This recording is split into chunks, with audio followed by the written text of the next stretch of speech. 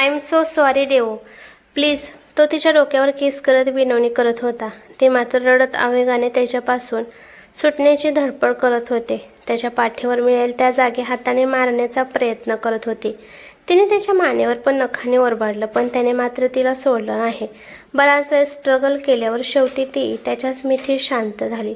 त्याने एक दीर्घ श्वास घेतला आणि डोळे बंद केले. Dev, I love you so much Dev. तो हळूवर तिच्या कानात पुटपुटला. त्याचे शब्द ऐकून ती क्षणभर स्तब्ध झाली. हेच तर तिला ऐकायचं होतं. कधीपासून वाट बघत होती. पण दुसऱ्या क्षणी तिला आणखीन हुंदका फुटला. तिने आता जास्त जोर देऊन त्याला दूर केलं. प्लीज आता हे सगळं बंद करा. मला नाही सहन होत प्लीज. ती हात जोडून रडत बोलली. तिला त्याच्यासमोर तुटायचं नव्हतं, पण ते तुटत होती. ती किती हर्ट झालेली हे त्याला कळत होतं. तिची ती अवस्था पाहून त्याचं काळीज पण तुटत होतं. ती अजूनही जोडलेल्या हातावर कपाळ ठेवून रडत होती. त्याने तिचे दोन्ही हात पकडल्याने त्यावर ओठ टेकवले. तिने थोडं शांत होऊन त्याच्याकडे पाहिलं. तो तिलाच पाहत होता. मी खरंच बोलतोय. प्लीज मला थोडा वेळ दे. तो तिच्याकडे वेदनाने भरलेल्या नजरेने पाहत बोलला. तो अगदी विनवणीच्या स्वरात बोलला, अगदी तिच्या पाण्याने भरलेल्या डोळ्यात खोल बघत. आणि त्याची विनवणी थेट तिच्या काळजाला जाऊन भिडली, कारण ती त्याच्यावर खरंच खूप प्रेम करत होती. ती त्याला असं कधीच पाहू शकत नव्हती. ती आता पूर्ण शांत झाली. त्याने तिला जवळ घेऊन तिचा चेहरा उंजळीत पकडला. ती अजूनही अविश्वासाने त्याच्याकडे बघत होती. त्याचा चेहरा एकदम जवळ होता. देऊ, त्याने हळूवार हाक मारली. त्याने हुंकारा दिला. तो ऐकलं. मी आता जे बोललो ते खरं आहे. लव. तो बोलतच होता की तिने त्याला मध्येच तोडलं. तुमचं बोलून झालं असेल तर सोडता का? माझी फ्लाईट मिस होईल. ते कातर आवाजात बोलली. त्याला आश्चर्य वाटलं. आज पहिल्यांदा त्याने त्याच्या मनातल्या भावना सांगितल्या होत्या आणि ते एवढा थंड रिप्लाय देत होते. त्याने त्याचे हात मागे घेतले तसं ती हळूवार त्याच्यापासून दूर झाली. तिची नजर खाली होती. चेहरा पूर्ण सुकला होता. त्याला राहावले नाही. खूप पेन होत होतं. त्याने पुन्हा तिच्याकडे पाहिलं. देव, मी तुला काहीतरी कन्फ्युज केलं. त्याने तिचे दोन्ही खांदे पकडून थोडं मोठ्याने सांगितले. तिने हळूवार डोळे वर केल्याने त्याच्याकडे पाहिले. ते अजूनही पाण्याने डबडबले होते. हे सगळे तुमचं नाटक झाले असेल तर प्लीज मला सोडता का? खरंच मला लेट होतंय. ती अडखळत बोलली. कार्तिक थोडा चकित झाला. खरंच हे सगळे तिला नाटक वाटतं, पण ती तरी काय करणार? त्यानेच तर कितीतरी वेळा तिचं मन दुखावलं होतं. मग आता ती त्याच्यावर विश्वास कसा ठेवेल? देव, मला तुला काहीतरी सांगायचं आहे प्लीज. तो बोलला. सॉरी, पण मला सध्या लेट होतोय. ती निर्विकारपणे नजर चोरत बोलली. ती तिच्या भावना लपवण्याचा असफल प्रयत्न करत होती, पण तिचे डोळे सगळं काही सांगून जात होते. बॅग नाही आहे, पासपोर्ट नाही आहे. तुला वाटतं का तुला कोणी आत एंट्री देईल? त्याने थोडं हसून विचारलं. ना आता तिच्या लक्षात आलं की ती एवढ्या मोठ्या धक्क्यात होती की तिने साधं तिचं साहित्य पण घेतलं नव्हतं आणि डायरेक्ट एअरपोर्टवर आलेली. मी जाईन इथून हॉटेलमध्ये. प्लीज तुम्ही दरवाजा उघडता का? तिने त्याला पुन्हा नजर टाळत विचारलं. नाही, तुला माझं ऐकावं लागेल. तो बोलला आणि त्याने ड्रायव्हरला इशारा केला. तसं गाडी स्टार्ट झाली. हे बघा, मला जाऊ द्या. मला पुन्हा एकदा धोका नाही खायचा प्लीज.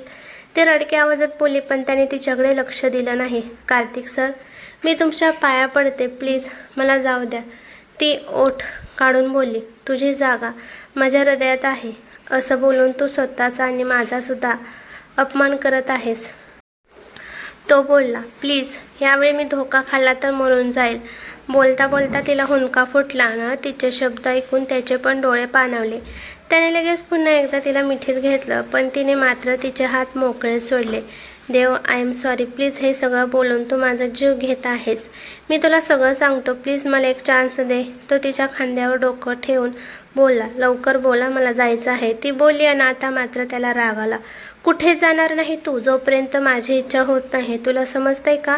तो रागात ओरडला आणि तिच्यापासून बाजूला होऊन सरळ बसला. सनकी सायको हिटलर काहीच बदलला नाही. तिने डोळे पुसत त्याच्याकडे पाहिलं. कमॉन, मला इतक्या शिव्या पण नको घालू. मी इतका वाईट नाही आहे. तो तिच्याकडे न पाहताच बोलला आणि ती थोडं चमकली. एव्हाने ती पूर्ण शुद्धीत आलेली. तिला पण ऐकायचं होतं नक्की त्याला काय सांगायचं आहे, पण तरीही आतल्यात कुठेतरी मन घाबरत होतं. पुन्हा दुखावू नये म्हणून थोड्याच वेळ त्यांची गाडी एका छोट्याशा फार्म हाऊसपाशी थांबली. Let's go. तो तिचा हात पकडून बोलला. कुठे नेत आहे मला? ती त्याच्या हातातून हात सोडण्याचा प्रयत्न करत बोलली. शट अप, डोंट अँग्री मी. माझ्यासोबत नाही आली तर तुला उचलून घेऊन जाईल. तो तिचा हात ओढत बोलला. आता मात्र ती त्याच्यासोबत चालू लागली. हात सोडा, मी येते, ती हात झटकत बोलली. पण त्याने त्याची पकड घट्ट केली. ही कसली जबरदस्ती आहे? सर्किट कुठला? तिने एका हाताने चेहरा पुसला आणि त्याच्याबरोबर चालण्याचा नाही पळण्याचा प्रयत्न करू लागली. तिला काहीच कळत नव्हतं, तरीही ती त्याच्या मागोमाग त्या हाऊसमध्ये गेली. थोडंसं विचित्र वाटत होतं, कारण तो तिला हाऊसच्या मागच्या बाजूने अगदी इमर्जन्सी एक्झिटमधून घेऊन गेला. पण तिने त्याला प्रश्न विचारले नाहीत.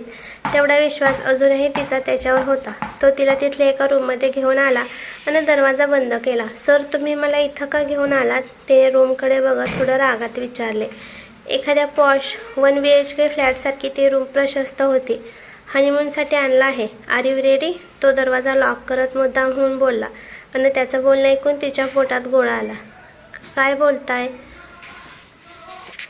तुम्ही? ती रागात त्याच्याकडे बघून बोलत होती की रिलॅक्स, फक्त मजाक करत होतो. आता बस. त्याने सोफ्याकडे इशारा केला. तिने मनातच सुटकेचा निश्वास सोडला. त्या एका क्षणात तिचे हार्टबीट्स वाढलेले आणि तिला ते आता जाणवत होतं. ती सोफ्यावर जाऊन बसली. तो पण तिच्या शेजारी सोफ्या बसला. तिच्याकडे तोंड करून, देव, सगळ्यात पहिलं मला तुला काहीतरी सांगायचं आहे. तो तिचा हात हातात घेत बोलला. त्याच्या आश्वासक स्पर्शाने ती शहारून गेली. थोड्या वेळापूर्वी घाबरलेलं मन आता शांत झालेलं. त्याने तिच्या लांबसडक बोटं गुंफली.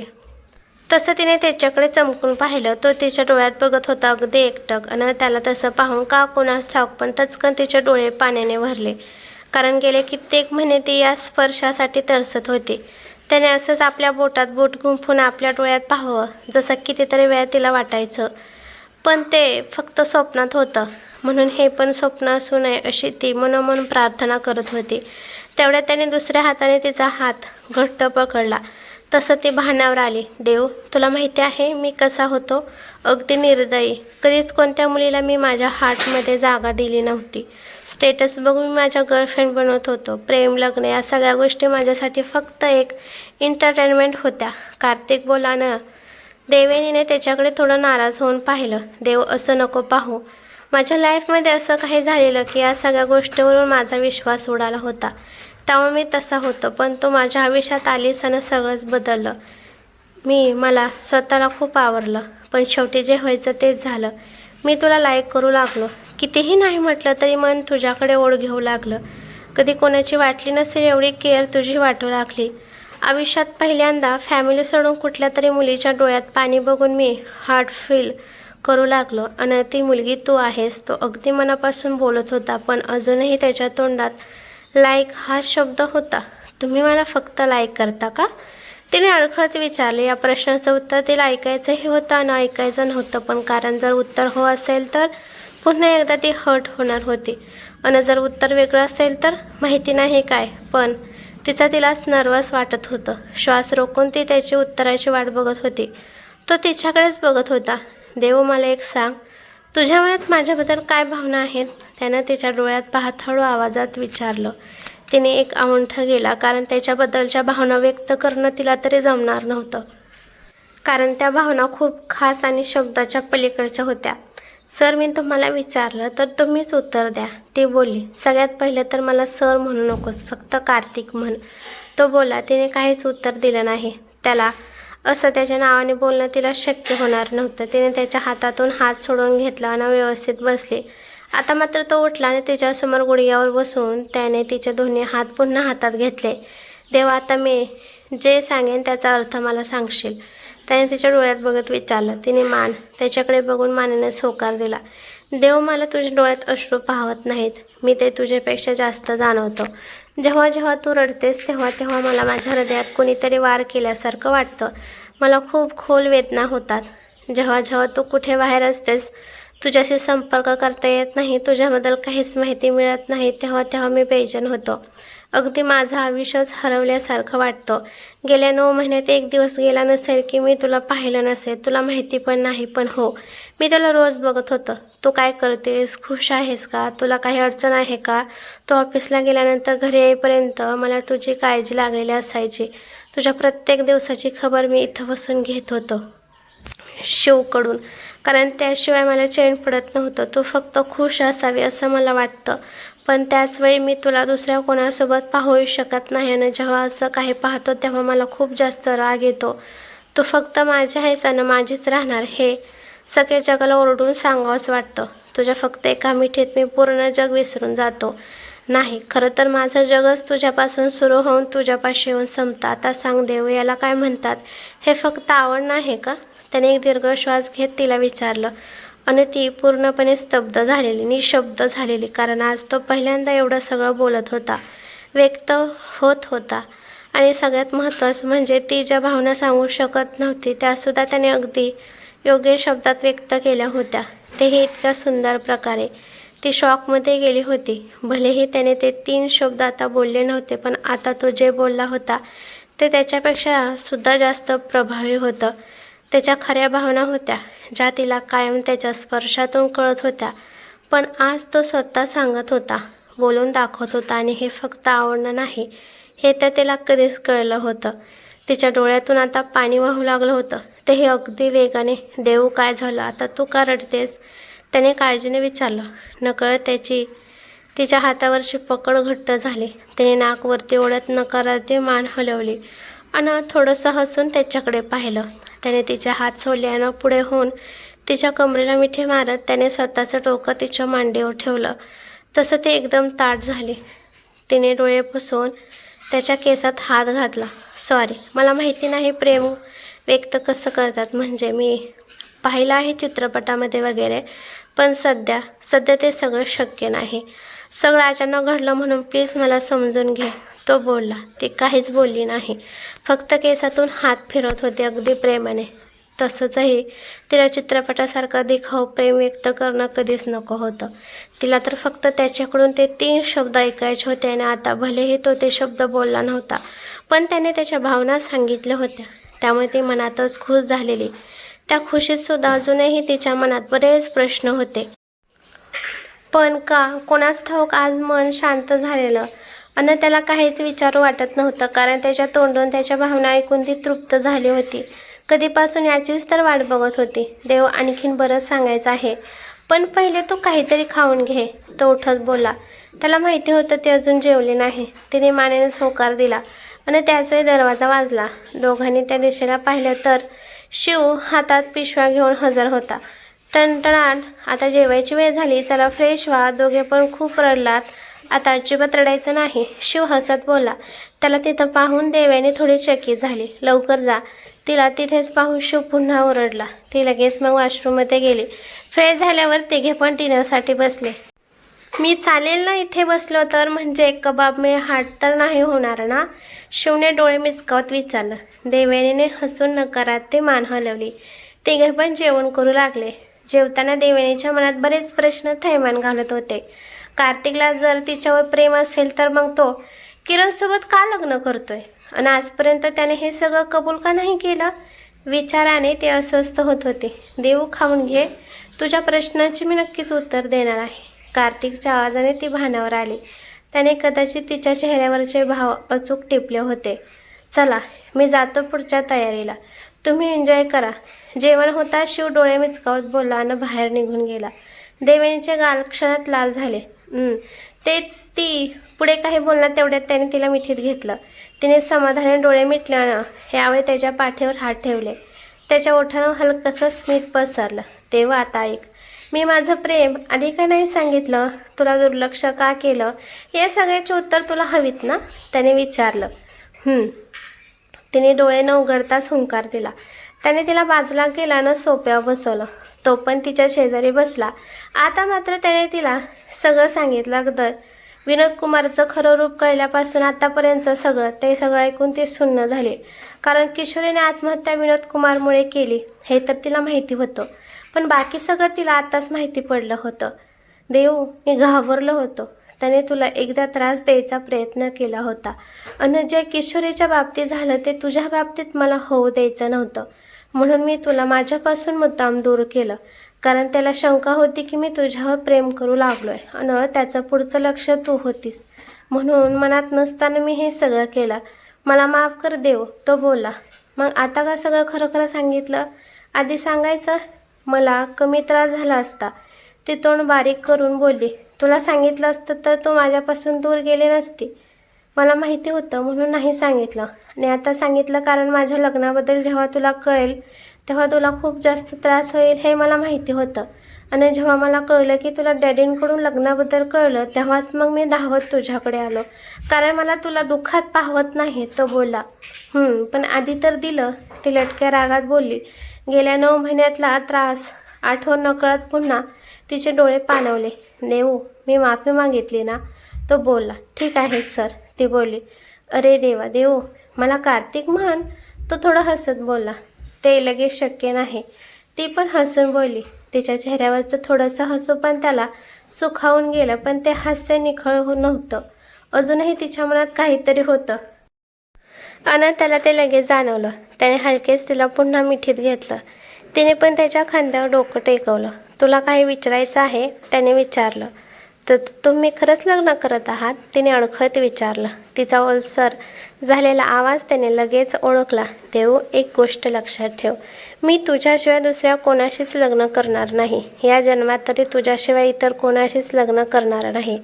मी वचन देतो. मी तुला माझ्यापासून दूर केलं होतं ते विनोद कुमारसाठी, तुला काही त्रास होऊ नये म्हणून. आणि आता मी जे काही करतोय ते फक्त आणि फक्त आपल्या भविष्यासाठी. तुझा माझ्यावर विश्वास आहे ना, त्याने तिच्या डोक्यावर किस करत विचारलं. तिने हुंकार दिला. आता बरं वाटतंय, त्याने विचारलं. तिने त्याच्या कमरेला मिठी मारली. तो गालात हसल्यानं तिच्या डोक्यावर हनवटी ठेवून बसला. देव, आता बोल, तो मिठी घट्ट करत बोलला. त्याची उबदार मिठीत ती मोहरून गेली. काय, तिने विचारलं. माझं तुझ्यावर प्रेम आहे, तो बोलला. मनात असेल तेव्हा बोलेन, ती थोडा भाव खात बोलली. इतक्या लवकर तर आता ती बोलणार नव्हती. त्याला पण थोडा त्रास द्यायचा होता. ठीक आहे, तसंही मी तुझ्या तोंडून ते ऐकलं आहे, तो किंचित हसत बोलला. तिने मान वर करून प्रश्नार्थक नजरेने त्याच्याकडे पाहिलं. राहू दे, मी तुझ्यासाठी एक गिफ्ट आणलं आहे. म्हणजे खूप आधी घेऊन ठेवलं होतं, तो बोलला. आता काही नको, ती बोलली. नाही, तुला आताच घ्यावं लागेल, तो तिला स्वतःपासून दूर करत बोलला. एव्हाना तिचा चेहरा आता बऱ्यापैकी नॉर्मल दिसत होता. काय आहे, तिने विचारलं. थांब, डोळे बंद कर, तो बोलला. तिने डोळे बंद केले. तिने डोळे बंद करून हुंकार दिला. थोड्याच वेळ तिच्या हाताला त्याचा थंड स्पर्श झाला तसे तिची सर्वांग शहारली. तिचे गाल गुलाबी झाले. ते बघून तो हलकेच गालात हसला. त्याने तिच्या अनामिकेत अंगठी घातली. देवयानीला ती जाणीव होत होती. त्याची अंगठी हळूहळू तिच्या बोटात सरकत होती. तिच्या पोटात फुलपाखरं थैमान घालत होती. तिच्या चेहऱ्यावर प्रचंड आनंद होता. तिने पटकन डोळे उघडल्याने समोर पाहिलं. कार्तिक जमिनीवर गुडघ्यावर बसला होता आणि तिच्याकडे हसत बघत होता. तिने लगेच स्वतःचा हात वर करून पाहिला. तिच्या अनामिकेत डार्क रेड डायमंड असलेली अतिशय आकर्षक अंगठी होती. सगळ्यात जास्त आकर्षक तो डायमंड होता, कारण तो स्ट्रॉबेरीच्या आकाराचा होता. तिने गोंधळून त्याच्याकडे पाहिलं. तो तिच्याजवळ सरकला आणि तिच्या मांडीवर दोन्ही हात ठेवून तिच्याकडे बघू लागला. क्षणभर तिच्या हृदयाचे ठोके चुकले. मी तुला सांगितलं होतं ना, मला स्ट्रॉबेरी खूप आवडते, तो तिच्या नाजूक लाल चुटक ओठांकडे बघत बोलला. एक सळसळती वीज तिच्या शरीरातून गेली. सर, असं नका बोलत जाऊ, ती मान खाली घालून लाजत बोलली. पण सध्या तिने कितीही मान खाली घातली तरी त्याचा चेहरा दिसत होता, कारण त्याने त्याची नोटी तिच्या मांडीवर असलेल्या हातावर ठेवली होती आणि तो मानवर करून तिला बघत होता, अगदी मिसळपणे. काय झालं, माझी पाळलेली फुलपाखरं पोटात नाचू लागली का, त्याने गालात हसत विचारलं. तिने डोळे विस्पारून त्याच्याकडे पाहिलं. तुम्हाला कसं माहीत, तिने आश्चर्याने विचारलं. मी तुझं मन वाचू शकतो, कारण माझं हृदय तुझ्यात आहे, तो पुन्हा मिसळपणे बोलला. तिने डोळे बारीक करून त्याच्याकडे पाहिलं, पण तरीही तिचे गाल मात्र गुलाबी झालेले. त्याचवेळी तिच्या नाकात मातीचा सुगंध दरवळला. तिने डोळे बंद करून एक दीर्घ श्वास घेतला. तिच्या चेहऱ्यावर आनंद पसरला, कारण खरंच उन्हाने तापलेल्या जमिनीवर पावसाचे थेंब पडल्यावर जसा सुगंध दरवळतो तसा सुगंध दरवळत होता. तिने डोळे उघडून समोर पाहिलं. पाऊस, तो हसून तिला बोलला. त्याने बाल्कनीकडे इशारा केला. तिने त्या दिशेला पाहिलं. बाल्कनीतून बाहेर कोसळणारा मुसळधार पाऊस दिसत होता. त्याने उठून तिचा हात हातात घेतला आणि तो तिला बाल्कनीत घेऊन गेला. अंगावर टपोरे थेंब पडू लागले. तसे तिने अंग आखडून घेतले. तिच्या मागे उभा राहिला तिचा एक हात पकडून पुढे केला. त्या दोघांच्या हातात आता टपोरे टपोरे थेंब पडत होते. ती खूप खुश होती, अगदी गोड हसत होती. त्याच्या मिठीत पावसाच्या स्पर्शात तिला जणू स्वर्ग मिळाला होता त्याचा आनंदसुद्धा गगनात मावत नव्हता. तो तिच्या डोक्याला गाल टेकून दोघांच्या हाताकडे बघत होता, ज्यात पाणी साचत होतं आता खाली वाहून पण जात होती. तर मित्रांनो, कशी वाटली तुम्हाला ही कथा कमेंट करून नक्की सांगा. धन्यवाद.